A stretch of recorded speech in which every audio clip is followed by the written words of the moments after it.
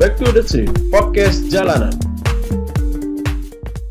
Oke, Assalamualaikum warahmatullahi wabarakatuh. Jadi malam hari ini podcast jalanan kembali hadir di Kota Pontianak. Di samping saya sudah hadir namanya Bang Yudi. Lengkapnya saya tidak tahu. Satu Bang nama Juliansa.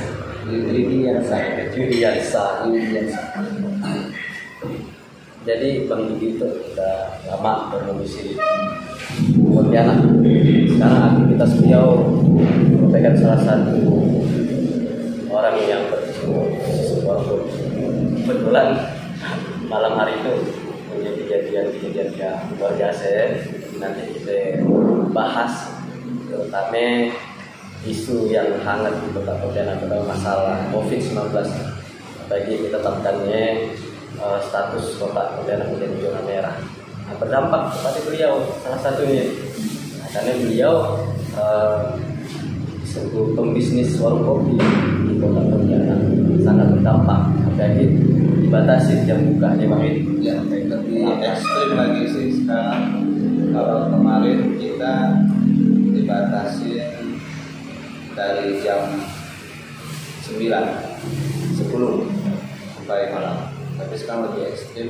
Kita sudah jam 8 Harus tutup Bang Edi. ya itu akibatnya pemerintah.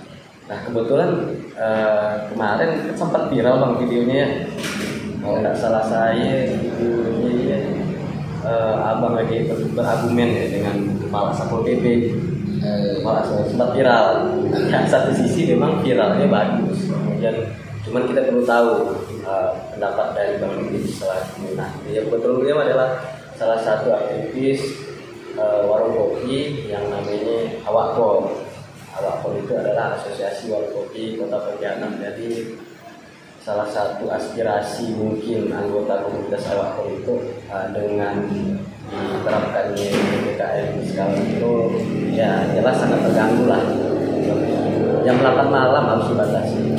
Kawan-kawan pikir lah kan, artinya terjadi penurunan income lah. Sedangkan di warung kopi itu menjadi mata pencaharian beliau dan kawan-kawan beliau yang lain di komunitas Awakpol salah satu. Gimana Bang ceritanya sampai berdebat dengan kepala Satpol PP?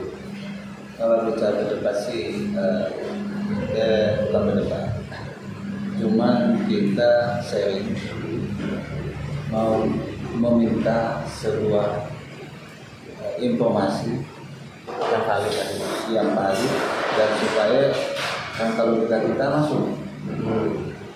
Contohnya di dalam yang kemarin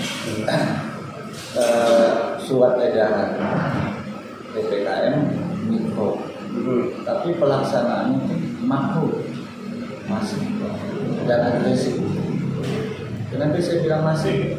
Maka tiap malam agresif, kita tiap malam hanya senjata kita ceret, menayang, sendok, aduk, sama saringan kopi. Tapi mereka datang senjata lengkap, mungkin setara dengan satu SSK. Jadi kita bertanya kepada kebetulan senior saya di kampus, Ibu Sarifah, Ketua Pol PP, yang saya salut dengan umur senjanya masih turun. Seharusnya atasannya tidak menugaskannya dengan umur separuh abad. Itu kan harusnya mereka malam jam 11 sudah sama anak, sama cucu, dan sangat riskant. Saya bilang pada waktu video tersebut, karena pada waktu itu memang Pol PP kantor Pol PP bahwa ada beberapa yang suspek dan ada yang ini tanda kutip yang meninggal positif. Bayangkan kalau kita bicara Polres, sebelah kantor Pol PP itu kan kantor wali kota, hanya jarak 20 meter. Wali kota Pontianak, Polresnya itu kalau kita masukkan desa mungkin levelnya dari di atas 100. Iya. Vaksin sudah berapa kali, tapi kok masih saya tanyakan. Pejabat-pejabat banyak kan menurut mereka. Nah, jadi pertanyaan kita kan, kapan pejabat-pejabat tersebut ngopi di tempat orang kopi macam kita kan? Ini tidak sempat. Oke. Jadi yang pertama memang dari model penanganan Bang ya, penanganan PPKM skala mikro artinya skala mikro tapi gerakannya masih agresif sehingga ada kecenderungan menakuti masyarakat lah ya.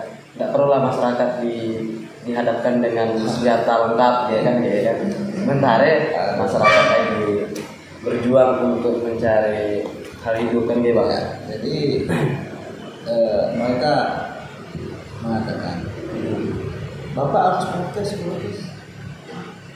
Kita sudah 2 tahun yang namanya protes, sampai meja, kursi kita ikat supaya orang tidak ngumpul, sudah kita lakukan. Yang namanya basuh tangan, hand sanitizer dari dana kita sendiri sudah kita lakukan. Kalau bicara omset habis, wah itu terjun bebas lah. Kita bertahan bukan karena kita punya uang, tidak. Kita bertahan karena kita mengatur keuangan kita. Misalnya anak kita 1 minggu minum susu 2 kali atau 3 kali. Sekarang mungkin 1 kali, gitu kan? Misalnya keluarga kita 1 minggu bisa 3 ekor makan ayam atau makan ikan. Sekarang 1 minggu belum tentu kita bisa makan ikan. Ibaratnya itu. Sampai saat sekarang pemerintah hanya melarang, tidak bisa memberikan sebuah solusi. Salah satu yang kita pertanyakan bahwa di dalam saya ada masukan edaran tersebut mengatakan poin ketiga semua bidang usaha tutup jam berapa aktivitas sampai jam yang kemarin yang jam 9. Tapi kita lihat yang namanya aktivitas ekonomi, ya kan? Aktivitas ekonomi kan bukan orang kopi. Alfamart menyiapkan kursi, meja, menjual minuman sampai 24 jam. Kalau kita lihat aktivitas ekonomi pasar Pelamboyan, aduh, trafficnya luar biasa. Pagi kalau subuh pagi. Ya. Jadi kalau kita bicara virus, jadi kita anaknya anaknya bahasa sama atau bahasa sama sih Bang. Jadi saya bahasa daerah gitu aja. Saya takut juga saya bahasa malu ada 25 tahun saya di Pontianak tapi bahasa Kamas tadi lah. Ya. Cuma tadi AC lama ya. Jadi apa namanya? Kalau kita bilang kemarin sama mereka, mungkin ada lagi jenis virus yang baru selain Delta ya. Nah, mungkin selain Delta, mungkin virus itu yang keluar pada saat malam hari jam 9 malam. Sekarang lebih awal lagi jam 8 dan hanya datang di ruang kopi dan kafe. Tapi hanya malam, siang dan malam. Saya tidak tahu analoginya. Nah, mereka seperti apa? Kalau analogi saya, ibaratnya meja ini, ya kan, meja itu kota Pontianak, ya, kota Pontianak. Jadi kita tahu botol aqua, tidak saya sebut, botol air mineral, ya kan. Di satu sisi botol air mineral kita tulis warung kopi, kafe. Di satu sisinya kita tulis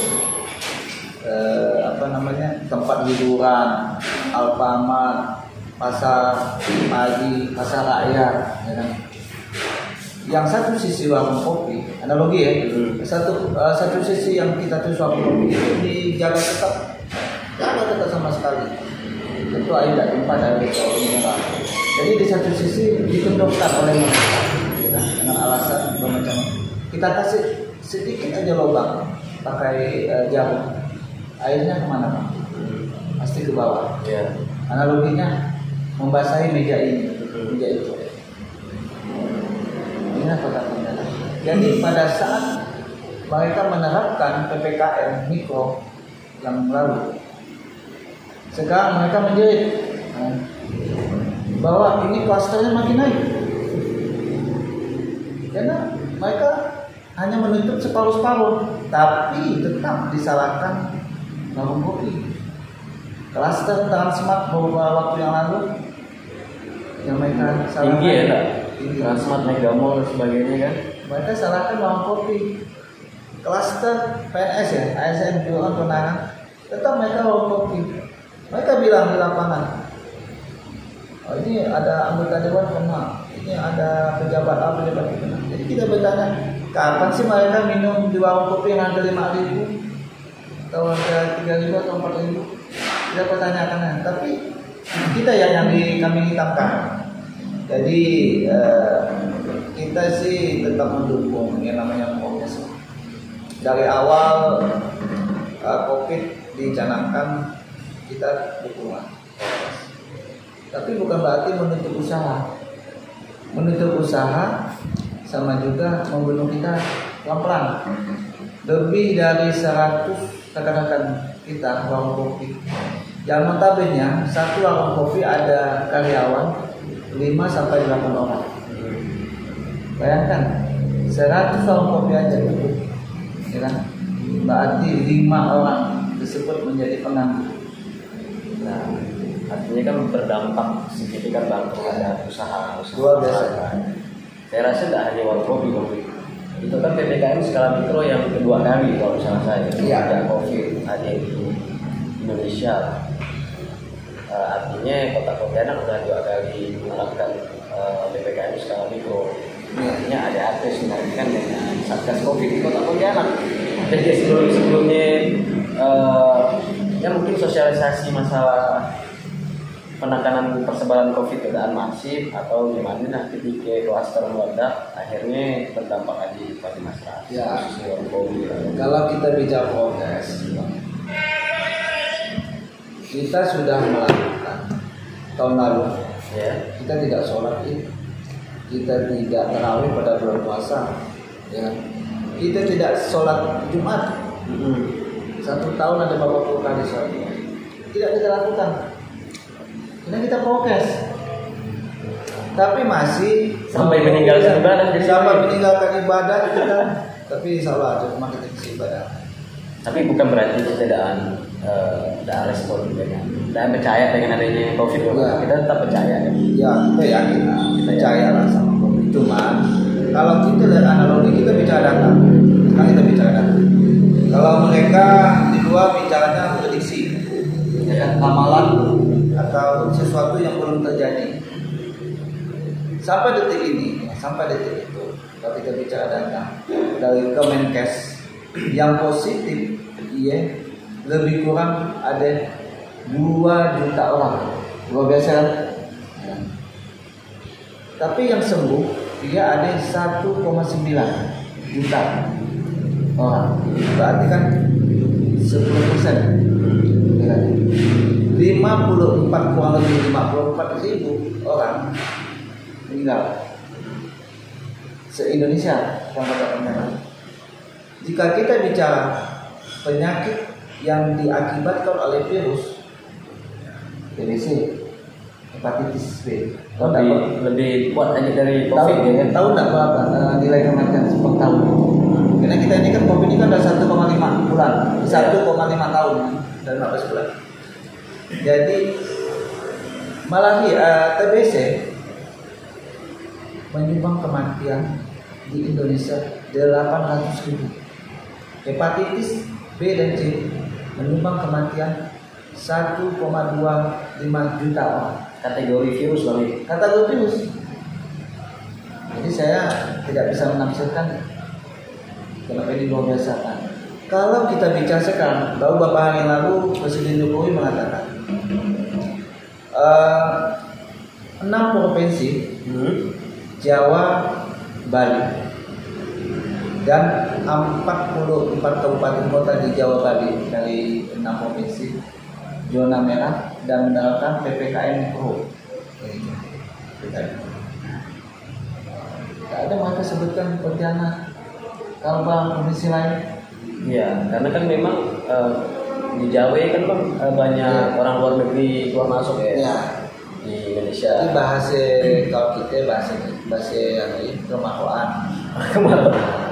Kalau bahasa sama sampai kemahuan. Ada pujian ya bang? Kan kemahuan apa namanya? Salap yang lebih. Oh salap. Kesalapan dia. Kesalapan. Tapi alhamdulillah macam orang syarikat kerajaan kayak gini. Kalau kita presentasikan 68% yang saya bilang tadi ya, 68% Corona itu berada di Jawa Bali.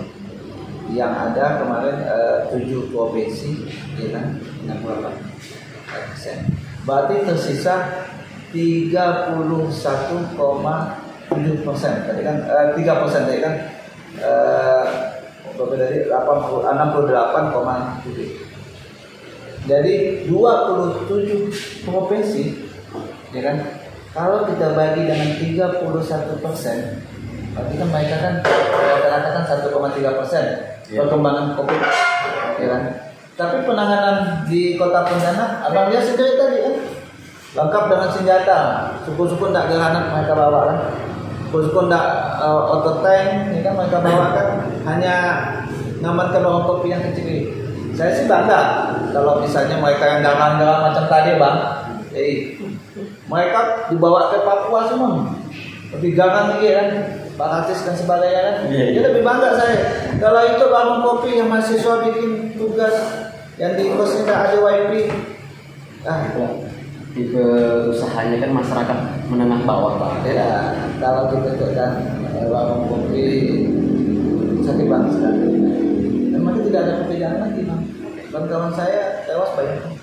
Kemudian kan saya nak bertanya dengan masalah sebenarnya yang menjadi hal memberatkan khususnya abang hari salah satu komunitas Hawakon Asosiasi Warung Kopi Kota Pontianak melihat diterapkannya PPKM itu apa sebenarnya yang menjadi kunci masalah? Apa sosialisasinya sih atau apa gitu? Pertama kalau yang pertama kali PPKM itu ada sosialisasi sama 2 minggu. Yang kemarin Ada sosialisasi sama 2 minggu kita dikasih. Dilibatkan awak pun tidak dilibatkan, tapi dia mengaku sudah mengundang asosiasi. Nah, kita bilang asosiasi abal-abal, kaleng-kalengan, atau ya biasa boneka. Saya sebut itu asosiasi boneka. Terserah mereka mau mana, ayo diskusi. Ya. Ayo tuh. Memang karena kita tidak merasa diwakili oleh mereka. Tentu kalau pemerintah cerdas diajak stakeholder, karena kita ini kan objek daripada aturan mereka. Itu mereka gimana ya kita ini kan insting pedagang ini kan kalau kita berkomunikasi nih mungkin lebih hebat daripada pejabat lah. Gimana kita secangkir kopi ini bisa terjual, ya kan? Bagi Kota Pontianak kita terkenal dengan kota seribu warung kopi. Iya, mungkin itu sebuah mungkin masa lalu lah.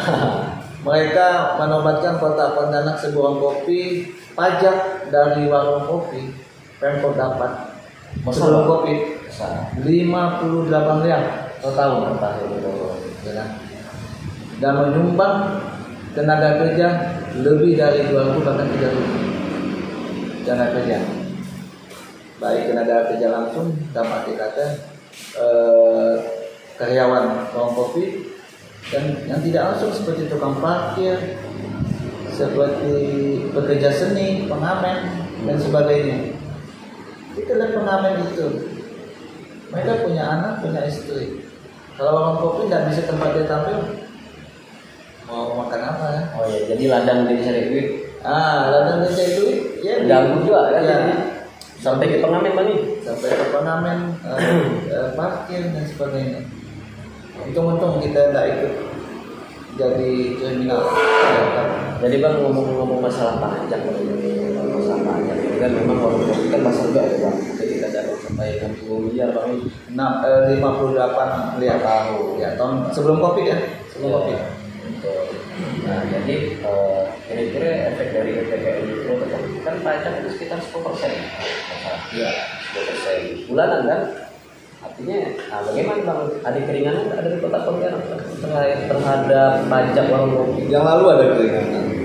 Kalau yang PPKM yang kedua tuh tidak, bukan PPKM, tapi selama Covid kali sama Covid ada keringanan. Walaupun ada keringanan, omset kita 20-25% ya. Kita ini buka warung kopi hanya untuk cari makan, bukan untuk kaya. Jadi mereka bilang, wah ini kan hanya beberapa hari ya, mereka yang ngomong ini gaji bulanan, enak kan? Gaji bulanan enak. Gaji bulanan mereka bisa itu. Wah, udah syukur dibuka. Ada petugas oknum lah bilang, wah udah syukur kalian bisa kami buka begini. Memang ini zaman kolonial Belanda kan ya. Kita ditutup tanpa dikasih makan ya, tanpa dikasih sebuah solusi ya. Aduh, gila pejabat oknum ya, untuk pejabat oknum. Jadi saya pikir Tuhan sudah menurunkan ajab lah. Ada beberapa petugas kena Covid. Alhamdulillah kawan-kawan di warung kopi satu orang pun belum ada kena. Kita tak jauhkan lah ya. Dalam arti kata kan ya. Belum ada masih asli saya sudah tanya kawan. Pontianak ada 780 warung kopi yang terdaftar. Yang terdaftar. Dan tidak terdaftar lebih dari itu. Ya, ibaratnya. Terus bicara Awakon itu kan salah satu komunitas besar juga saya lihat, asosiasi warung kopi Kota Pontianak kan.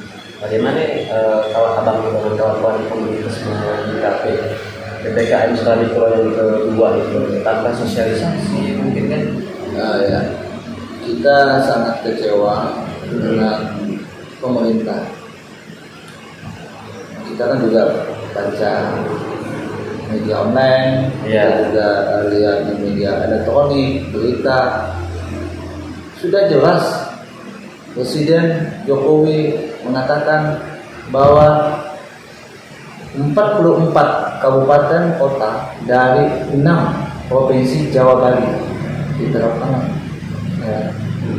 PPKM itu. Yang kedua, saya tidak tahu dasar dari gubernur ya, selaku ketua Satgas ya, dan di surat tersebut tembusan ke Polda, Dandim, Kejaksaan, sampai sekarang Pemkot tidak ada mengeluarkan surat edaran yang seperti lalu. Ya namanya surat edaran, ya mengedarkan aja kan, sosialisasi. Tapi lihat penanganan tadi ya, kayak kalah-kalah teroris, kayak narkoba tadi. Jadi ceritanya teman-teman tadi kami langkah kena sidang. Jadi kebetulan di samping saya itu pemilik warung kopi Galudi diintimidasi lah. Saya pun baru tahu seperti penanganannya. Nah, harapan kita sih memang dalam penanganan PPKM skala mikro itu kawan-kawan semuanya mungkin nanti akan suatu saat akan terjadi di daerah kawan-kawan semuanya, khususnya daerah Kalbar di luar Kota Pontianak. Seharusnya memang aparat tidak terlalu mengintimidasi dalam, kan bisa dia ngomong baik-baik, sabar, enggak bang? Ya, baik-baik. Kalau memang ada miss masalah sosialisasi PPKM atau ada aturan kan bisa dijelaskan, bukan dengan intimidasi. Apalagi Sapu PP itu kan bang harusnya kan dia kan memastikan bahwa sebuah kebijakan itu harus ada dasar, harus ada diterapkan oleh masyarakat. Ya. Mereka memang aparat, tapi bukan polisi. Polisi sih memang ini demokrasi, tapi kan kredit poinnya, kan mereka kan harus mengawasi perda sebenarnya aturan. Tadi kan abang lihat sendiri, ya. Saya minta surat tugas, saya minta dasar hukum mereka, di lapangan. Apa mereka jawab? Ayo kita kantor. Di kantor Satpol PP ada beberapa yang positif dan ada yang meninggal dari COVID. Masa kita mau dimasukkan? Kan itu sudah menyalahin undang-undangnya ada. Dikumpulkan di tempat yang harus steril oleh orang-orang yang tidak positif, tanpa APD dan sebagainya. Nah, undang-undang ibaratnya seperti itu. Jadi memang, tapi beda dengan PP Sambas dari bupati lalu dan bupati sekarang. Beda. Agak sedikit politis. Ya.